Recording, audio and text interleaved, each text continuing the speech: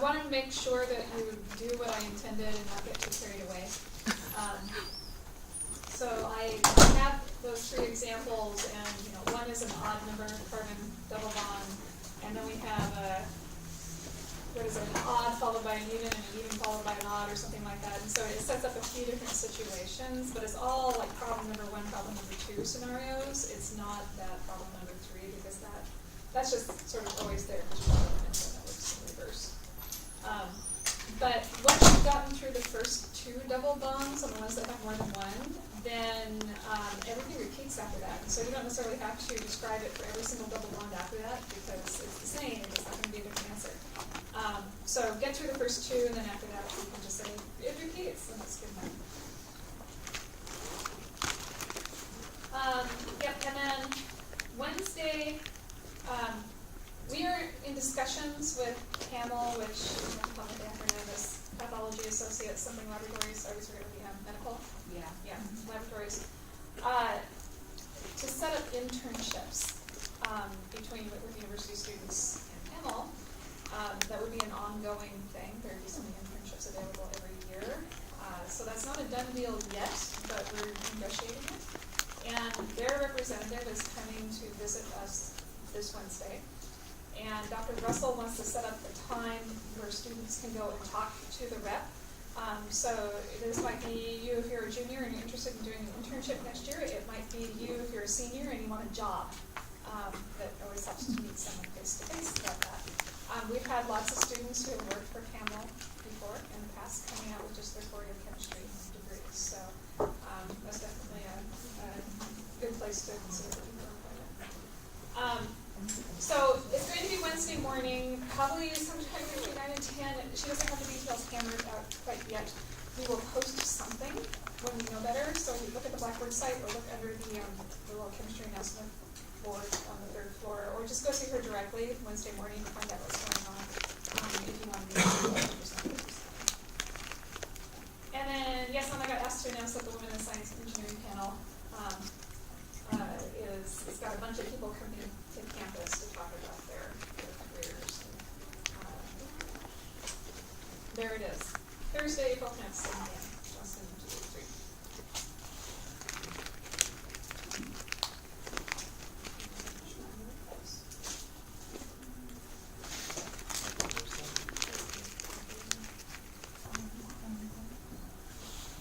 Okay. So we have for beta oxidation. There's just one more thing we have to talk about with that, and that is oxidation of odd chain. An odd number chain fatty acid.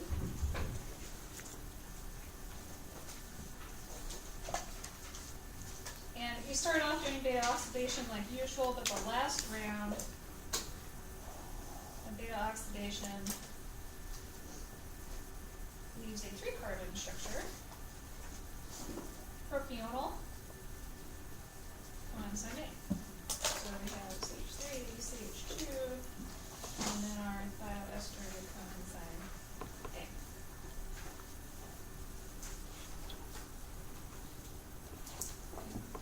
We can't go through another round of beta oxidation. It stops here. So you stop at 3 carbons, and at that point, your propional coenzyme A is converted to succinyl coenzyme A. And where have we seen that before? Citric acid. In the citric acid cycle. Yeah, so this is a CAC intermediate.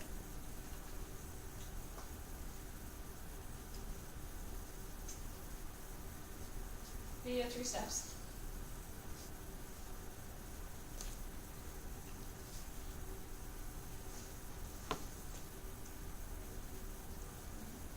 First one, I've got my propional coenzyme A.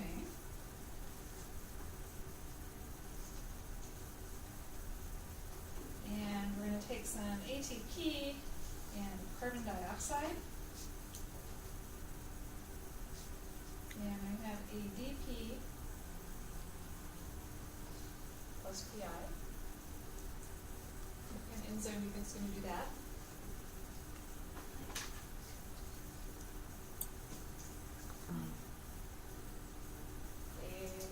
Kinase? Okay. Not a kinase, because the phosphate's just being released. There are 6 classes. It's not an oxidoreductase. It's not the one. Ligate? It's a ligase. Yeah, it's a ligase. So I'm going to consume ATP and need energy to do this. Whenever you see ATP being consumed where it's just being hydrolyzed, that is frequently with a ligase. And in this case, carbon dioxide is coming in. I'm actually going to attach it. So this is a carboxylase enzyme. So this is propionyl coenzyme A carboxylase. We've seen lots of liases that are decarboxylases where we're getting rid of carbon dioxide, but here we're actually going to join them together, carbon dioxide and my propionyl coenzyme A, and I'm going to make this. So here's my carboxylic acid group that got added.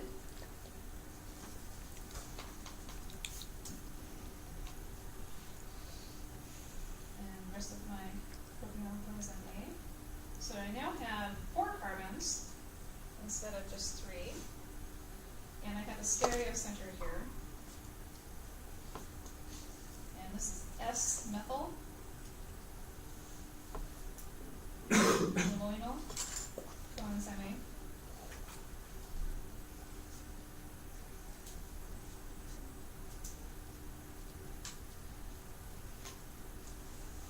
Second step uses an enzyme.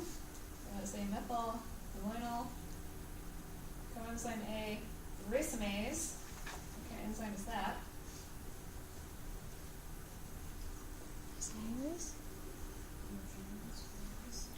what?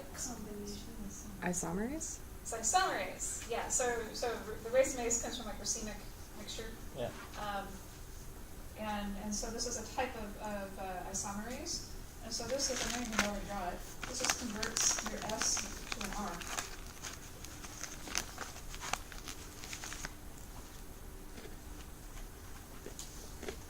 And then in the third step,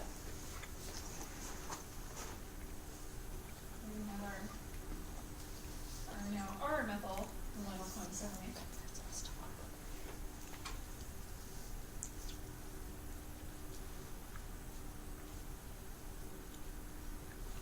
A bond. It's a Kirby bond. So our methyl malonyl coenzyme.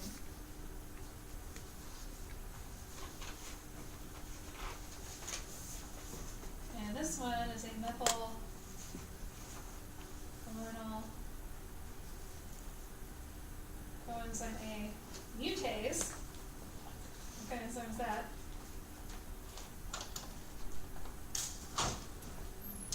Oxidoreductase? It's another isomerase.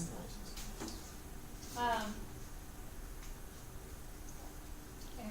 The racemase switches between basically your two mirror images of each other. The mutase is actually going to turn into a constitutional ester instead. So we're going to move our carbons around in a different structure.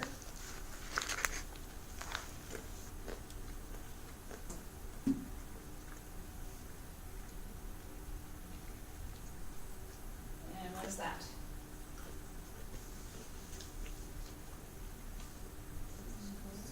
Succinyl coenzyme A.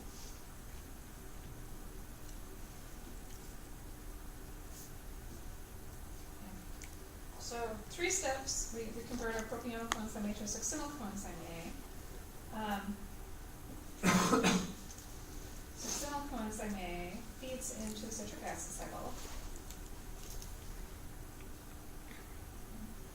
But to be used for energy,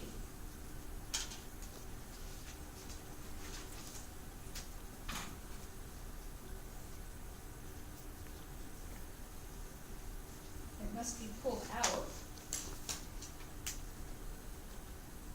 as something different. So what citric acid cycle intermediate can we pull out to metabolize?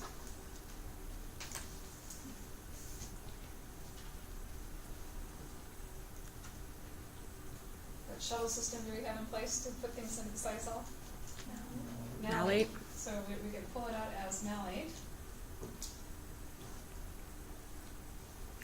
which is converted to pyruvate.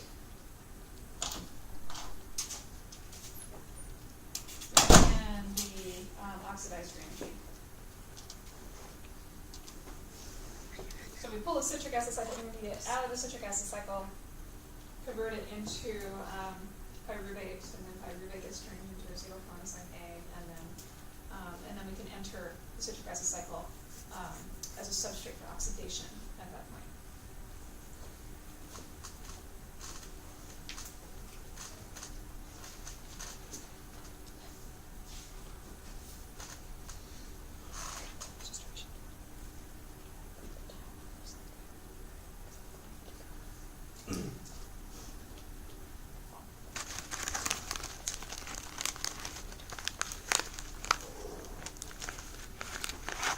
Why can't we just continue with succinyl-CoA, like through the You rest? could, succinyl-coenzyme A, any intermediate of the citric acid cycle can become any other intermediate of the citric acid cycle. But citric acid cycle intermediates are not oxidized to produce energy. So you can increase the rate of substrates going into the citric acid cycle by increasing an intermediate of the citric acid cycle. But if you want to look at like how much ATP you can make for an odd number fatty acid, the only way you can oxidize that propionyl coenzyme A is by first turning it into a citric acid cycle intermediate, then turning it into pyruvate by pulling it out of the species. Yeah. Okay. So that is a potential exam question, is to give you an odd number fatty acid and say how much ATP can I make? In which case you need to know your citric acid cycle well enough that you need to know, well, do you make anything else along the way that might affect ATP synthesis? Like, I don't know, NADH.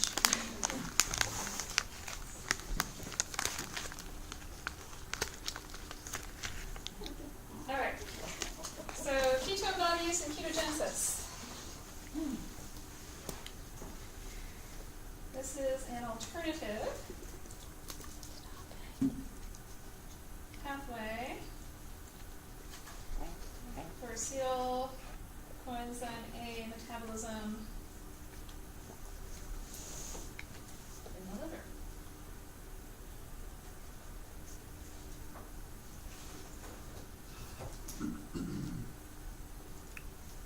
And so here are acetyl coenzyme A converted to a ketone body. And so examples of that are, the major ones are acetoacetate and hydroxybutyrate.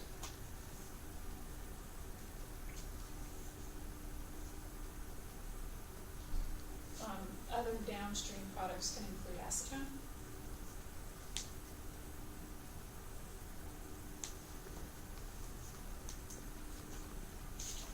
And ketone bodies are an alternative fuel that's needed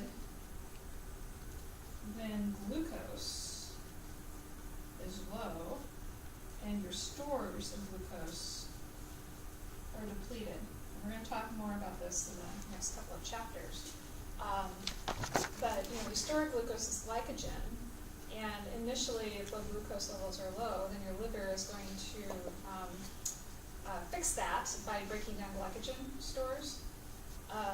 But if you've depleted your glycogen stores, which happens and can happen over a period of starvation in just a few days, then you have to get glucose in a different way. And you cannot synthesize a glucose from acetyl coenzyme A. It's impossible. Which means you cannot turn fat into glucose. But what you can turn fat into is ketone bodies. And ketone bodies can also be used as a fuel.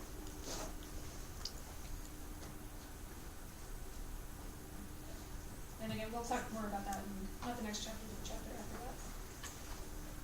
So our overall reaction,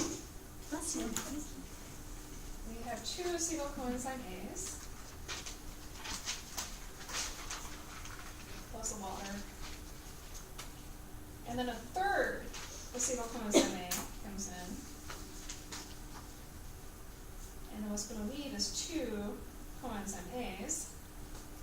And then we make acetoacetate plus acetylcoenzyme A.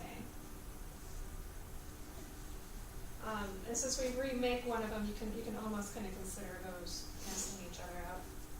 But the reaction involves 3 acetylcoenzyme A's with the goal of converting 1 acetylcoenzyme A into 1 acetoacetate. And then to make the other one, acetoacetate.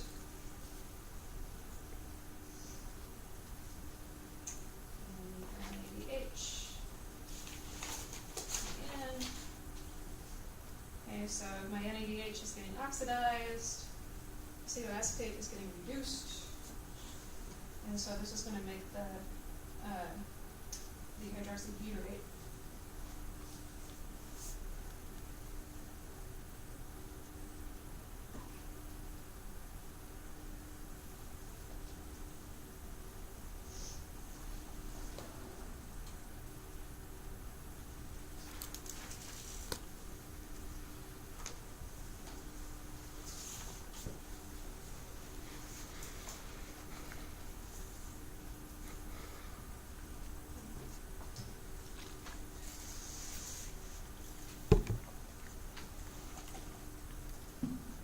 Acetoacetate. Aceto tells you there's 2 carbons, acetate tells you there's 2 carbons, so you've got 4 carbons altogether. That's acetoacetate. And the hydroxybutyrate, I'm going to reduce the keto group, so then it becomes this.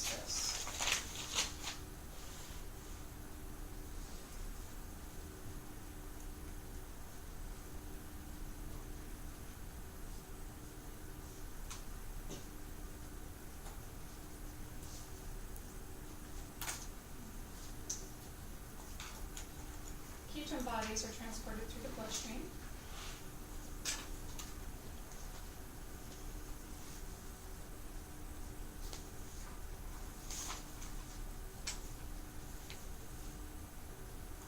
And taken up by tissues that need them.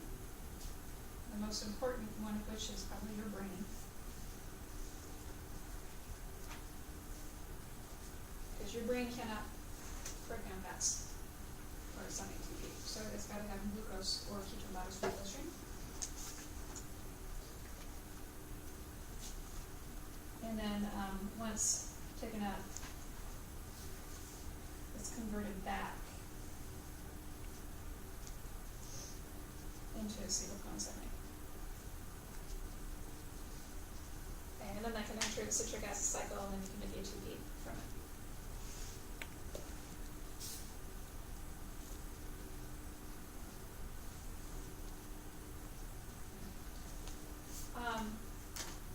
Here's a set of reactions and mechanisms that we're not going to dwell on. We're just going to look at net reaction. But you've got several steps in here. So acetylcoenzyme A, another acetylcoenzyme A, and then another phthalase. So we've seen that before. We saw that in our beta oxidation. But 2 come in, and you join them together. Okay. And we're transferring the subtle groups. So we transfer in a subtle group, and then we've got another one that comes in, and we add another couple of carbons to that, and then basically you're splitting this in half and bringing it up to acetoacetate.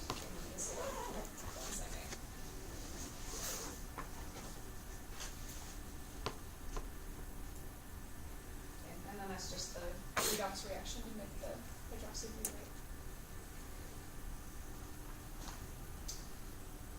Okay. Fatty acid biosynthesis. There's a lot of reactions here. We don't have time to cover all this, so we're not really going to do it. There it is. We did beta oxidation in some detail. Biosynthesis, what I want you to know about it is that we're occurring in a different location. Okay, so beta oxidation was where? Mitochondrial matrix. Biosynthesis is where? Cytoplasm. Yeah, in the cytosol. So that is a difference that I want you to know. A lot of the enzymes are kind of similar to what you saw in beta oxidation, and the kind of synthetic strategy is similar in that we're always adding 2 carbons at a time. So beta oxidation, we're always cutting off 2 carbons at a time. Synthesis, we're always adding 2 carbons at a time. But I don't want to go through all these steps. I just want to write down just a few key points that you should know when comparing it to the oxidation. So fatty acid biosynthesis. This is a reverse of beta oxidation. It's a different pathway, because remember we can't just go reverse directly, we have to have a different set of enzymes. And so this is condensation of 2 carbon units per cycle. And this happens in the cytosol.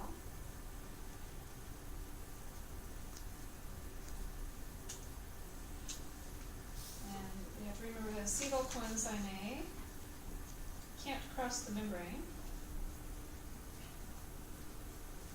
but citric can.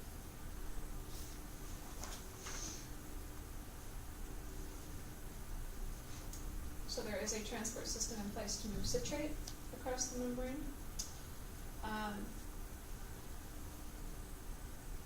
And so we're going to pull from CAC intermediates to synthesize fatty acids.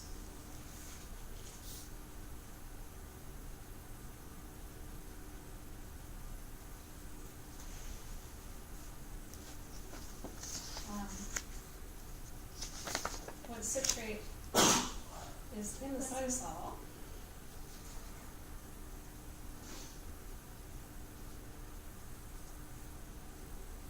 it is converted back to acetyl coenzyme A. And we're not going to go through the detail of the enzymes and the steps to make that happen, but you should just know that acetyl coenzyme A can't cross the membrane, so it's citrate that gets pulled out instead to synthesize fats. Okay. The first committed step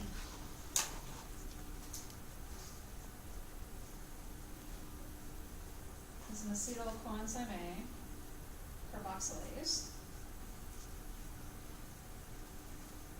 To produce colloidal coenzyme A. Okay. We already saw something very similar to that. We made a colloidal or a malonyl coenzyme A before. So we're taking carbon dioxide and we're just adding it to the acetyl coenzyme A. So you go from 2 carbons to 3 carbons. And then your fatty acid synthase. This is a multi-functional enzyme complex.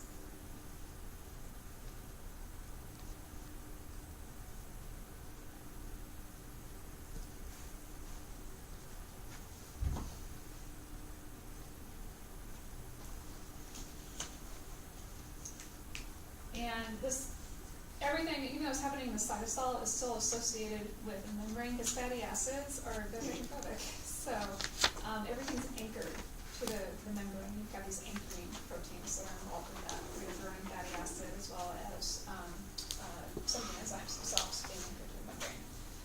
And you're just going to go in reverse. So you're going to take 2 carbons from that malonyl coenzyme A, and you're going to add it to a growing chain. And then it takes 7 rounds, and you end up with a palmitic acid at the end. Okay. And that's all you need to know about fatty acid biosynthesis. It might not be all you need to know, but that's all we're going to cover for fatty acid biosynthesis. Yep. Like energy-wise, how much energy does that take? A ton. Yeah. Yeah, I don't know. We'd have to add it up.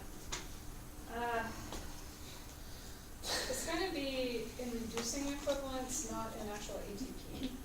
Okay, so use the ATP to make your malonyl initially, because you have to add that carboxyl group to your acetyl coenzyme A. So you're gonna, for every malonyl that goes in, you're gonna use up one ATP there. And then there are a couple of reductases in that pathway, and so every time you end up having to reduce something, you're gonna use up an ADH. So, but, I don't know. I've never bothered to calculate it that way. Does your book mention it at all? I think these new diagrams that we used together. They didn't add anything up for you? You know, No? I Yeah. don't think so. So, if, in these sorts of steps, going from here to here, we're using up an ATP initially to make that malonyl coenzyme A, and then we're using up NADPH, which are reducing equivalents. And so that's always kind of similar to using up ATP, because something had to be used to reduce ATP.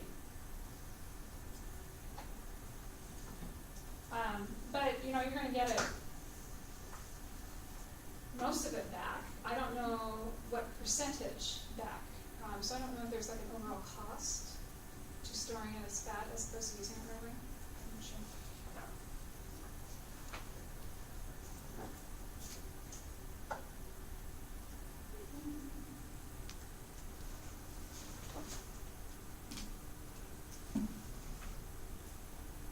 Okay. I'm going to skip the net reaction. Let's see here. So this is just kind of an overview of where your fats are going. So you have the fats you're storing, the triacylglycerols, and you can break those down to fatty acids, you can break those down to acetyl coenzyme A, those down to the citric acid cycle, we get ATP. Acetyl coenzyme A can be used to make ketone bodies, which is that alternate fuel that can be shipped out through the blood. We didn't talk about cholesterol synthesis, but if you're interested, that also comes from acetyl coenzyme A. Acetyl coenzyme A can be used to resynthesize your fatty acids, and then your book talks a little bit about this too, that fatty acids can be stored, but they can also be used for lipid, phospholipid synthesis, so all of your membrane lipids are going to come from fatty acid. And there's one more thing I want to talk about before activity, which we're just going to barely touch on now because, again, we have a whole separate chapter just about this. So regulation of fatty acid metabolism.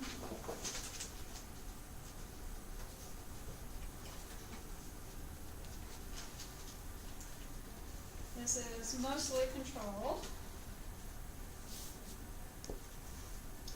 by a hormone sensitive lipase.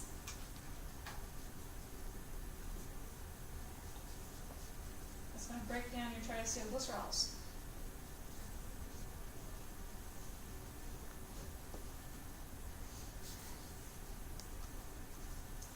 Our favorite kinase, PKA,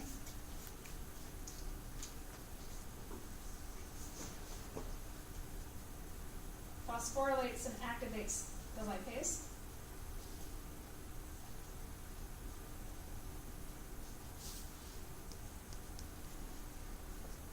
And we're going to see at that point an increase in the concentration of fatty acids.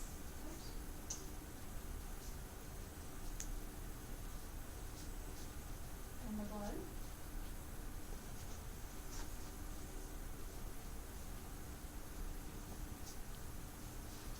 Our favorite kinase, PKA, also phosphorylates and inactivates acetyl coenzyme A carboxylase, which you need to do what?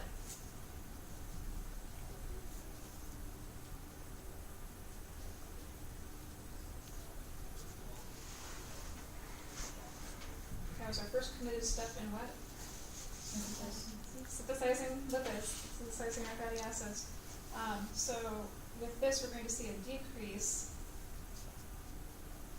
in fatty acid biosynthesis. Because that's what we need to make our monoenzyme A.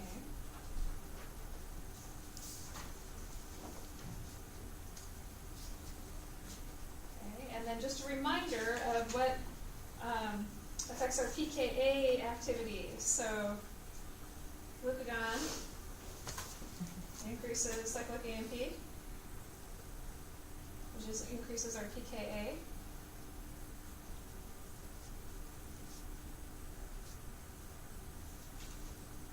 Lots of different downstream substrates. Okay, insulin. This is more of an indirect effect, but if you have insulin around, then you're going to see a decrease in cyclic AMP levels. You're going to see a decrease in pKa activity.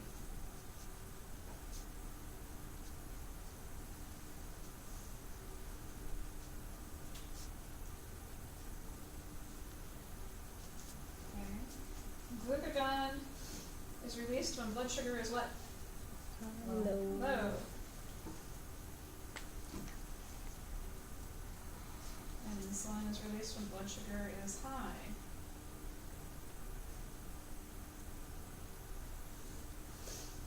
And if we have a lot of blood sugar around, we don't need to be breaking down our fats. We can just leave them stored in the adipose tissue and they can stay there.